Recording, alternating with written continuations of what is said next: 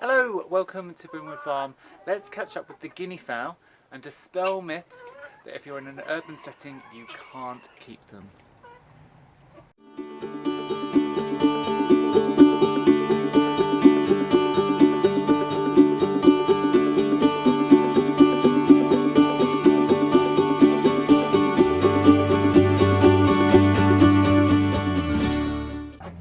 So I've wanted to keep guinea fowl for a very long time, back from when I was a child, and my granddad used to keep them on the farm. Now those guinea fowl on the farm were hardly ever seen. They were off across the fields, up trees and all over the place. And then I'd heard many things about how loud they are and how flighty they are. So I had put off keeping them, but after last year's fox attack, I thought I need an alarm system in the coop.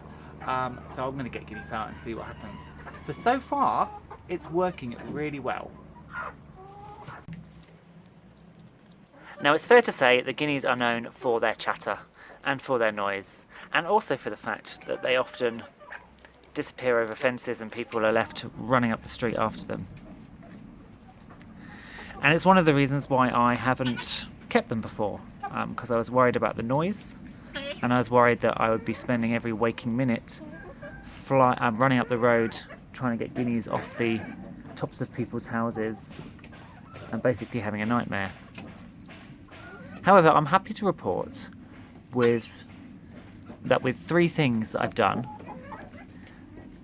these guineas have been rather great.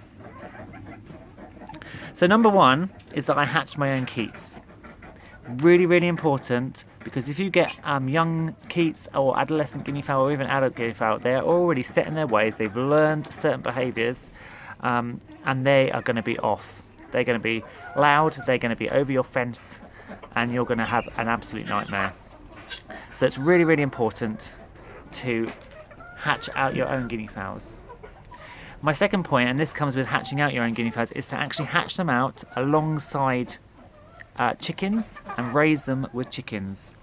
That's really worked to my advantage. These guys were hatched out with my chick check chicks, actually about a week after, but they were still small enough to go in and be brought up with them. And because they're brought up alongside chickens, they get used to being in a chicken flock rather than just a guinea fowl flock. If you have just guinea fowls, they will just go off together. Raise them with chickens and you can see these guys are perfectly happy being with the chickens. They think they are chickens and they don't go very far. These are 4 months old now, these guys, and they are, as you can see, really relatively quiet. The other thing is, if you hatch out your own keats and you raise them alongside chickens, I do so in my house, and I find that it really reduces their stress level and it gets them used to my dogs, it gets them used to me, it gets them used to all sort of different events, different sounds, different sights that are going on, and so they don't get as freaked out. Because your guinea fowl are going to make the most noise when they're freaked out, when they're on alert, when they start shrieking. They're all trying to eat them from that treadle feeder at the moment.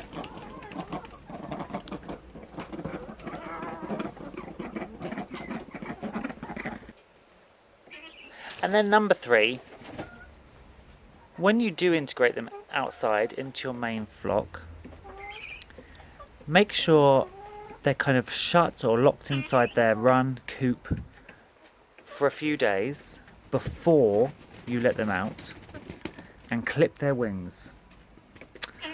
So if you clip their wings when they're young, before they can fly to any height, see, these guys can actually fly up onto that fence.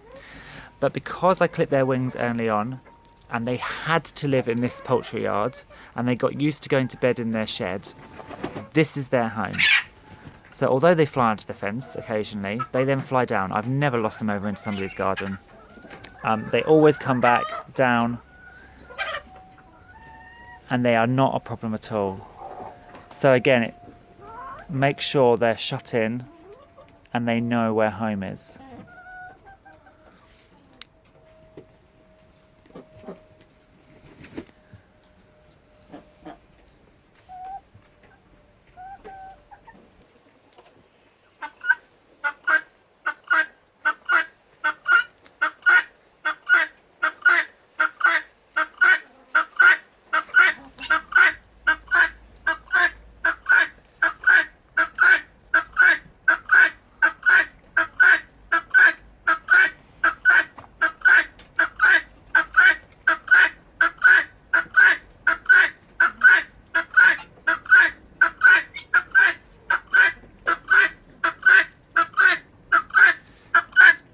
So I won't deny, guinea fowl are chatty, but that really, what you just heard, is the loudest they're going to get normally. They will have an alarm call, which is very loud, and that's why it's really, really important to dull their sensitivities by having them in the house and just making sure they know all of the normal routine and goings on that they're going to find.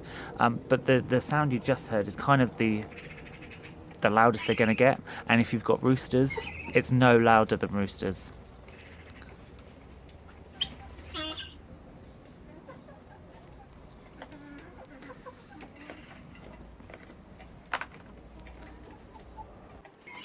So if you want to keep guinea fowl at home in your urban homestead, those are my 3 tips. The first, hatch the keets out yourself. Don't get adolescents or adults, hatch them out yourself.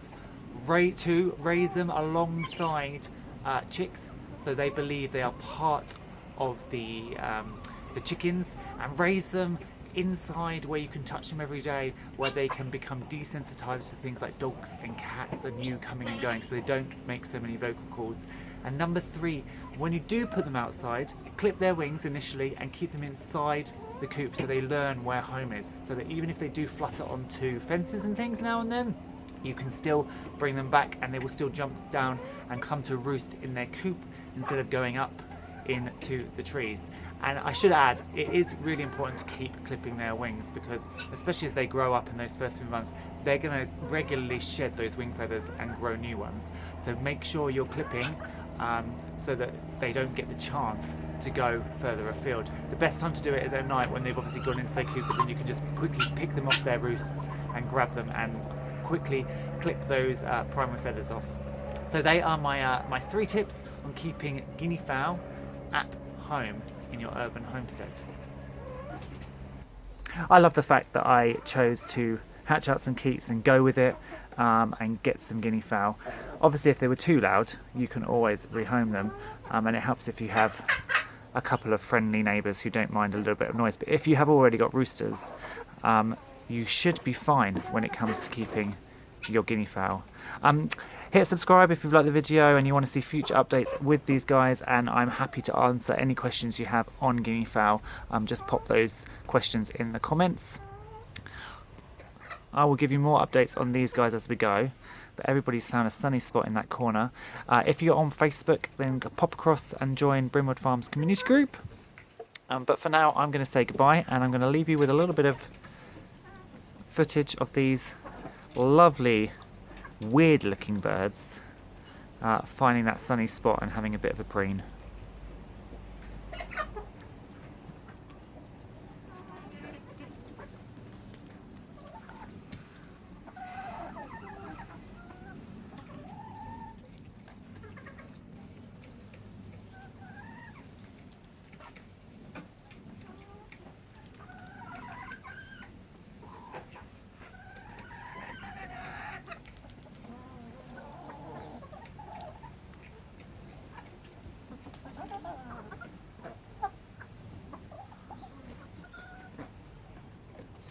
What have you done to your beak?